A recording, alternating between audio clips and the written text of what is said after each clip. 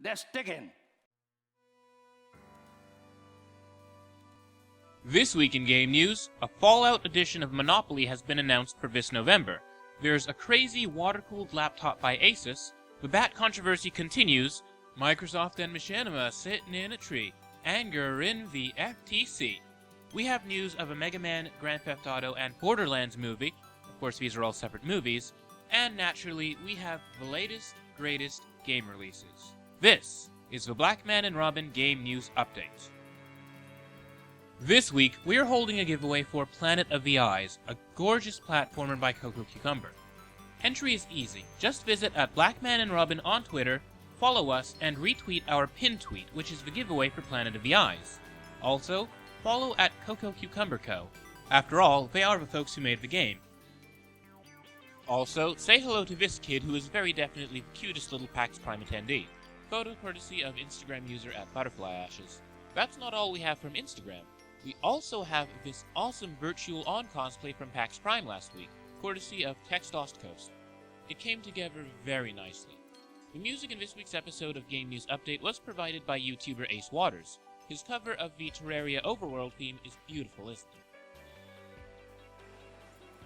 it? This week, Machinima got in hot water with the FTC. Essentially, around the launch of the Xbox One, Microsoft and Machinima had a deal to advertise the new system by paying influencers, namely YouTubers on Machinima's network, to say nice things about the Xbox One. According to the Federal Trade Commission's report, in the first phase of the marketing campaign, a small group of influencers were given access to pre-release versions of the Xbox One console and video games in order to produce and upload 2 endorsement videos each. According to the FTC, Machinima paid 2 of these endorsers $15,000 and $30,000 for producing YouTube videos that garnered 250,000 and 730,000 views respectively. That's not all, however, as there was another phase of the program in which Machinima promised to pay a larger group of these influencers $1 for every 1,000 views on their videos showcasing the Xbox One in a positive light, up to $25,000. Paying people to say nice things about products isn't illegal. What Machinima did, however, is. The reason for this is because they did not require the influencers to provide disclosure of their endorsement. This is very serious business. The FTC was feeling generous, apparently, as they allowed the Warner Bros. Owned Machinima to skate away with a warning. They must make sure that future promotions come with proper disclosure, otherwise they'll face fines of up to $16,000 per infraction. Personally, I'm surprised that Machinima would make such a boneheaded move. I recognize the importance of mentioning if I'm getting paid to say something. It's not just because of the law. It's a matter of trust and ethics. Would you trust me if I was giving my opinion on a new console and failed to mention that I was being paid only to say nice things about the console, not mentioning its failings? Of course not. Hopefully Machinima and its partners don't breach anybody's trust in the future. Maybe this was just an awkward oversight thanks to bungled management, courtesy of Warner Bros. I hate to think that a company so in the public eye would try something so stupid and imagine they could get away with it.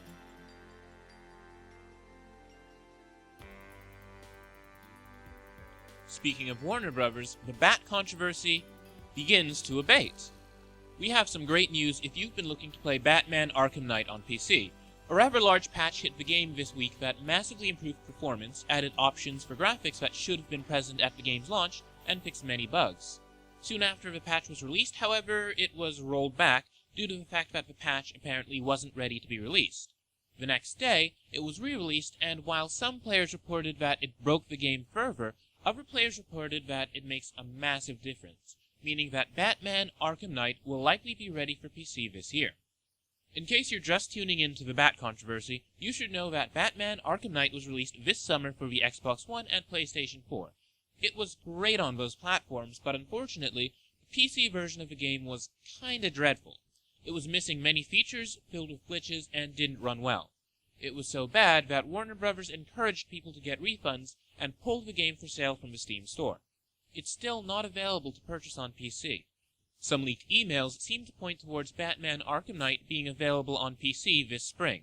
That is, the Australian spring, or fall here in the United States. If the patches really are moving along quickly enough, then those leaks are to be believed. my apostles of awful. You've hunted well. Warner Bros. Did release another game on PC this week, and this time it turned out a whole lot better than Batman Arkham Knight. The open-world Mad Max, which is set prior to the events of Mad Max Fury Road, has thus far gotten pretty good critical reception, and its PC port apparently is excellent. In addition to being out on Windows, the game is also available on Xbox One and PlayStation 4. My name is Max. In other movie game news, Lionsgate has announced that they'll be working with Gearbox Software to produce a Borderlands film adaptation with Avi and Ari Arad. Ari has quite a history with comic book movies, having been the CEO of Marvel in the past and being the producer of some hits such as Iron Man and The Amazing Spider-Man as well as X-Men. He also produced some real stinkers such as Ghost Rider, so we're hoping he's not the one greenlighting the script. We know very little about the project thus far, except that Lionsgate is very excited to be working with Take-Two for what could be a very profitable project. Video game movies don't exactly have an illustrious history. Video game movies have acquired a reputation for being cheap cash grabs, and they have a bad tendency to be awful. The video game movies released over the summer of 2015 certainly didn't buck that trend. Pixels was bad, and Hitman Agent 47 was abysmal. If you need some video game movies worth watching, you might want to check out the Blackman N Robin Irregular Game Show episode on video game movies better than Pixels and Hitman Agent 47. So this is what all the fuss is about. That's not all the movie game news we have, however. Remember the Game Changers, that BBC movie about the controversy surrounding Grand Theft Auto? Well, it's set to be shown on September 9th, 2015, and a new trailer had been released for it, but regrettably that trailer was quickly taken down by the BBC.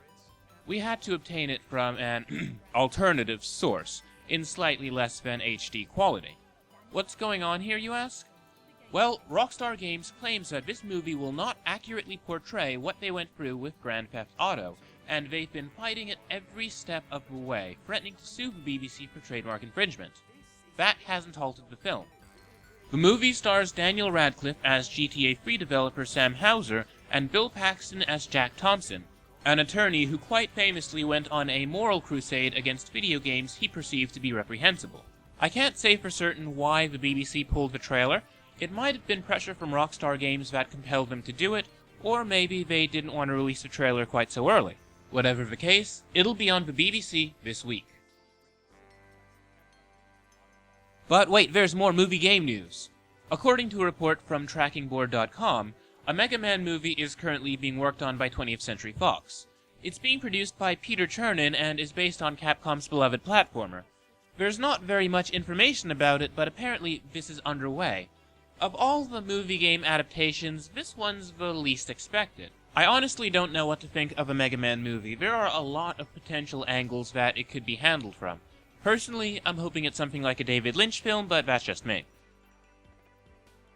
Over in PlayStation news, the PS4 System Software 3.0 update has gone into beta this week, and it brings some rather useful features to the platform such as communities for shared interests, the ability to share 10-second gameplay clips to Twitter, live streaming to YouTube, and an online storage capacity increase from 1 to 10 gigabytes for PlayStation Plus users, along with a convenient storage usage meter. They're also bringing stickers which you can send to friends in messages. I'm sure those will be a hit with the PlayStation preschool crowd. Metal Gear Solid 5: The Phantom Pain was released on Steam this week. What might be Kojima's final game in the Metal Gear Solid series, it has thus far been met with much critical acclaim. Both critics and fans of the series are hailing it as a grand finale. Now, is this a bad thing? Physical copies of the PC version of the game only contain a Steam installer. That's right. The PC version of Metal Gear Solid 5: The Phantom Pain could have just been a single sheet of paper with a Steam key and a link to Steam printed on it. This is completely useless to people who have throttled internet connections. If you live out in the middle of nowhere, there's one ISP, and you're getting dial-up speeds, you're best off getting one of the console versions of The Phantom Pain, rather than the useless PC edition. In other publishers doing stupid things news, Square Enix announced their pre-order scheme for Deus Ex: Mankind Divided, and it is a doozy of dumb. This scheme features tiers of pre-orders. Essentially, when enough people order from one tier, another tier is unlocked with more content. These tiers contain content that's already available in the collector's edition of the game, such as in-game costumes, credits, and a novella. This scheme is stupid for multiple reasons. To begin with, it's not transparent. How many pre-orders unlock a tier? Square Enix hasn't said.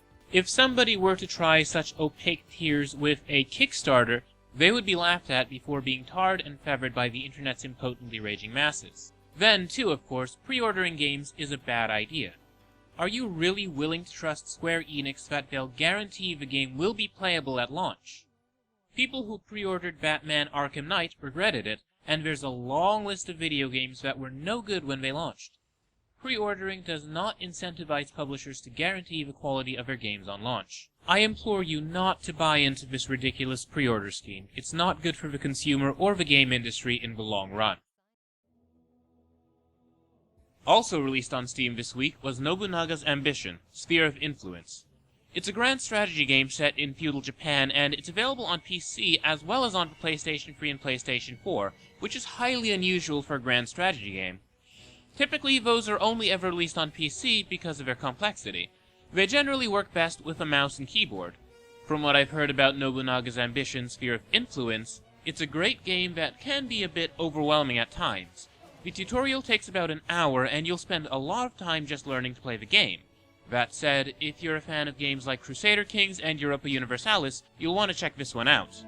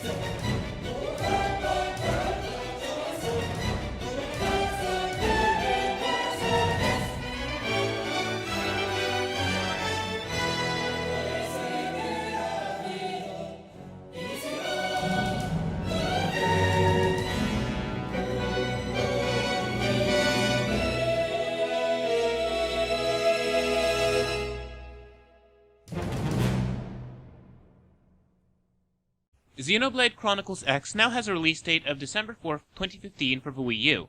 It's the beautiful follow-up to Xenoblade Chronicles, a well-loved RPG that was on the Wii.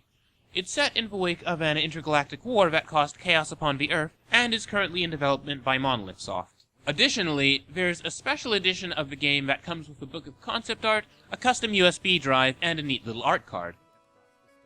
And therefore, for people on the internet seeing the live streaming, hello, for all the people there, hello, how are you doing? During IFA this week, Acer unveiled a few new entries in its Predator line of gaming hardware. They showed off a couple of very cool gaming laptops, the Predator 15 and 17, which boast some interesting features, such as the ability to swap out an optical drive for an additional fan. They are, literally, the coolest laptops on the show floor. This, however, leads me to suspect that the GTX 680M inside the laptops runs too hot and may be a problem in the future. Beyond that, however, these look like some very promising machines. The 15 and 17 have 15.6 and 17.3 inch screens respectively. They cost $1499.99 and $1599.99 respectively. These will be shipping with Windows 10 this November. If you're looking for a gaming desktop, the Predator G6 looks truly beastly. The first thing I have to talk about is the case, which really stands out as maybe a little overdone. It's a form that also boasts some function, however, as it's designed for easily swapping out drives and even comes with a convenient hook for your headphones. It's set to ship with an Intel i9 6700K CPU, a GTX 980, and 64GB of RAM. It's expected to cost you a couple $1,000s. That's not all, however, as they also revealed the Predator 8 gaming tablet. It boasts 32GB of onboard storage, an 8-inch 1920x1200 display, and is on track to be released in November. Frankly, I think that the Predator 8 has a rather questionable design. The four weird red lumps at the corners of the device are speakers, and from what I've heard, they sound great, but also look weird and don't do the ergonomics any favors. I suspect it'll be hard to find a good case for the Predator 8. Now the question, are any of these machines going to be worth buying? Frankly, I have my reservations about the gaming tablet because most Android games will run on an average powered device. There are very few taxing games that call for high-end hardware, so I'd approach that thing with caution. On the other hand, their laptops look particularly promising. While I've not had the best experience in the past with Acer laptops, I'm going to keep an eye on the reviews for the Predator 15 when it's out. As for the desktop, most of my attention is drawn to the case, which looks fantastic, but there doesn't seem to be that much more going for it with the hardware. While Acer has made some good picks for the CPU and GPU, there don't seem to be very many killer features, so while it might be worth keeping an eye on if you intend to purchase a pre-built PC, it may be more economical just to build your own. Ladies and gentlemen, meet the Asus GX 700. Thank you.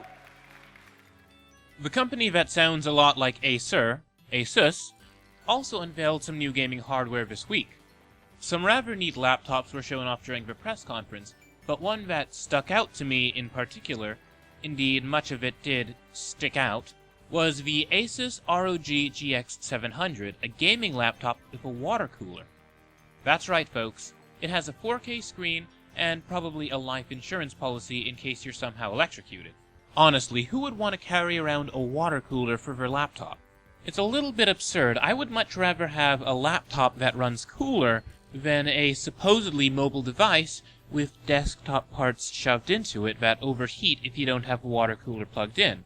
It's a little crazy. You can read more about what we know about the GX 700 over at blackmanandrobin.com. And Windows 10 to boost gaming and overclocking performance. Isn't it incredible? Thank you. On to crowdfunding news, A House of Many Doors, which draws inspiration from Sunless Sea, has hit Kickstarter. It has a rather interesting premise.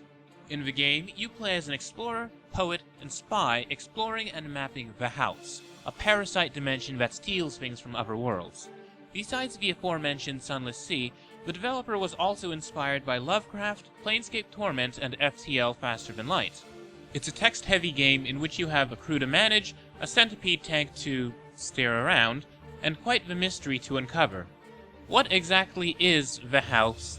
Why was it born? Who is the architect? Having played some of the game's pre-alpha, I can honestly say that it shows some real promise. The game is so very story-heavy, and I'm looking forward to seeing what the developer produces. At the time of production, the project had passed its Kickstarter goal, and it's set to be released July of 2016 for PC.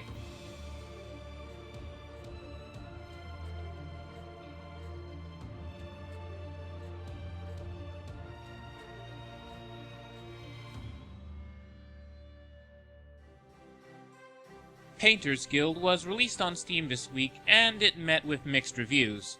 It's a management sim in which you're in charge of an art academy during the Italian Renaissance, and you have to manage your artists. The game has been criticized for lacking in content, and is said to become quite repetitive after a couple of hours. Most of the praise of the game centers on how the mechanics are, and what exactly the premise is. You might want to check this one out if you're a big fan of management games, otherwise, you might want to give it a pass. It's currently available for PC.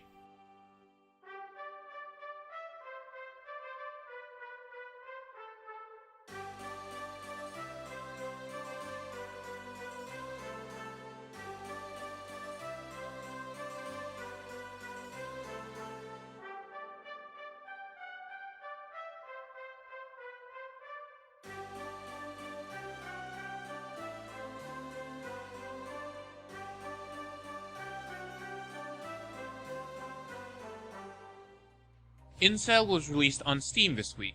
The follow-up to In Mind, which is also available on Steam, Incel is a VR racing game in which you shrink down to enter the human body, zoom around cells, and fight viruses. While the game was built with virtual reality in mind, and it's possible to play with only your head movements, it also works if you don't have a VR headset. Nival's previous game, In Mind, is available for free. If you'd like to have an idea of how well their hands-free VR control works, I recommend checking it out. Both games are available for Mac, PC, and Linux, and In Mind is also available for iOS and Android. I tried out Incel on my phone and have to say that the hands-free VR works pretty well, though the game did seem to run a little bit too quickly at times. Also released on Steam this week was Unfair Jousting Fair. This absurd jousting simulator calls on players to keep their balance on unicycles while jousting with broomsticks, shovels, and all manner of ridiculous weaponry. Personally, I find myself drawn to the game's art style, and it looks like a pretty fun party game. Thus far, the fans have had nice things to say about it. You can find out more about Unfair Jousting Fair on Steam. Released on Mac, PC, and Linux this week was Armello. Armello is a gorgeous digital sort of board/card game. It's set in a fantasy world that's a bit reminiscent of Redwall. We've included the launch trailer for your viewing pleasure.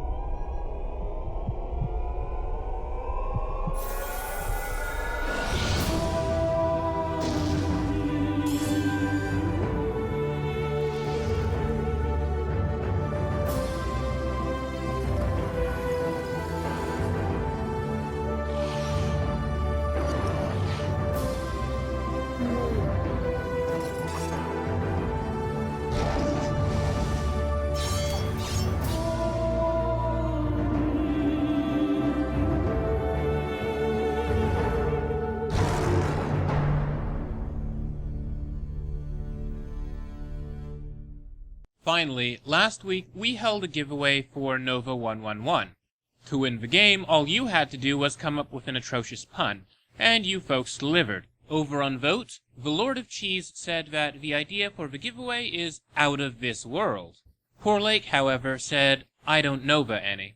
Meanwhile, user OM3G4UN17 asks, if Vader is operating an elevator, are you riding an elevator? The winning pun goes to Vote user Alcadamus, however, who says, I don't want to ruin the atmosphere here, but I think the rules were too nebulous. Over on Twitter, our winning tweet comes from @ConDG1, who says, what do you think of that new restaurant on the moon? The food's great, but it has no atmosphere. Yeah. Congratulations to the winners, and don't forget to enter this week's giveaway. Well, that's it for this week's game news. For all the latest game news, reviews, previews, and interviews, be sure to follow @Blackman N Robin on Twitter. Also, don't forget that we're on Instagram. Now, for my own views, be sure to follow me, @Jordan_Cameron.